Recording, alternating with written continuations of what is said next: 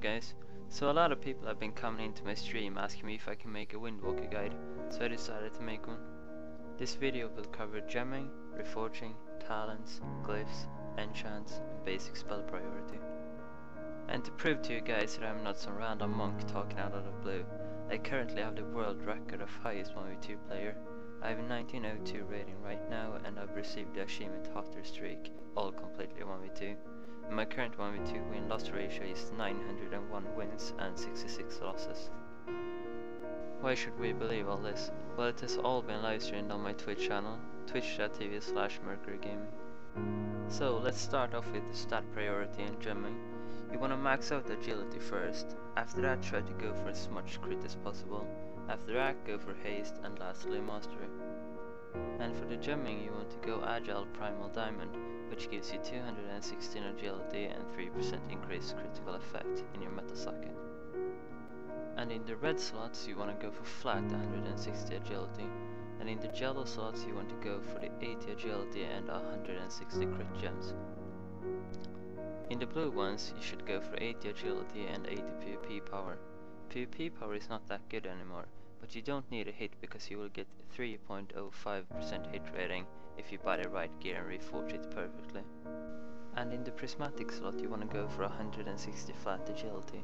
Prismatic slots are what you get when you use a living steel belt buckle on your belt, or if you're a blacksmith, which gives you an extra socket on your gloves and bracers. Now on to the enchants. These are pretty simple. For shoulders you go Greater Tiger Claw Inscription. For your cloak you want to go Superior Critical Strike. For your chest you want to go Glorious Stats. And for your bracers you want to go for a Greater Agility. And for your gloves you want to go Superior Expertise. And for your legs you want to go with Shadow Leather Leg Armor, followed up with Blurred Speed on your boots. Now onto the weapon enchants. A lot of people are going with Living Steel Weapon Chain on their offhand and a Dancing Steel on their main hand. I personally go with double Dancing Steel for maximum damage, because when you're disarmed you can still use all of your abilities but they deal less damage. Okay, so onto the talents. I'm going with Tiger's Lust, She-Wave, Ascension, Leg Sweep, Healing Elixirs, and Xun. A lot of people are going She-Brew over Ascension and Rushing Jade Wind over Xun. And that is what I recommend you to go for. The only reason I'm going Ascension and Xun is because Ascension gives me energy regen, which is extremely important in 1v2s, and Rushing Jade Wind drains your energy, which I cannot afford in 1v2s. And for your 75 talents, all three of them are really good, and these you change depending on what comp you face. For instance, if you face a heavy caster Cleaving 3s, you should go Diffuse Magic. I personally always go Healing Elixir in the 2s bracket. On to the glyphs. These two glyphs are pretty much mandatory and should never be swapped out. Glyph of Touch of Death and Glyph of Touch of Karma. In the third major glyph mostly always go for the Glyph of Paralysis. I however usually go for Nimble Brew or Detox glyph in 1v2s. What you really want to think about as a Windwalker is to always have your Tiger Pawn buff up on yourself. You never ever use Tiger Pawn for damage, only once every 20 sec for the buff. The buff gives you 30% armor penetration. And second of all, you want to use Rising Sun Kick on cooldown. It is your main damage ability and gives your enemy a debuff, which increases your damage done to them by 20%. And it also reduces their healing received. You want to start with a jab, into a Tiger Palm, into another jab, followed up with a Rising Sun Kick. After this you just never let your Tiger Palm buff run out and use Rising Sun Kick on cooldown. Between that you use Blackout Kick for damage and She-Wave for healing and damage. This is how I burst. You get all of your buffs and debuffs ready. Get 10 plus Tiger Eye stacks. Paralyze your target. Now you She-Wave.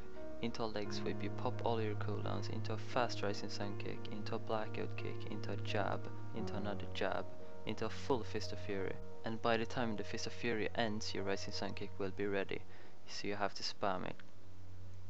This is almost a guaranteed kill unless your target has a trinket or gets peels. Now I'm gonna show you guys some 1v2 games where I completely annihilate my targets in a few seconds.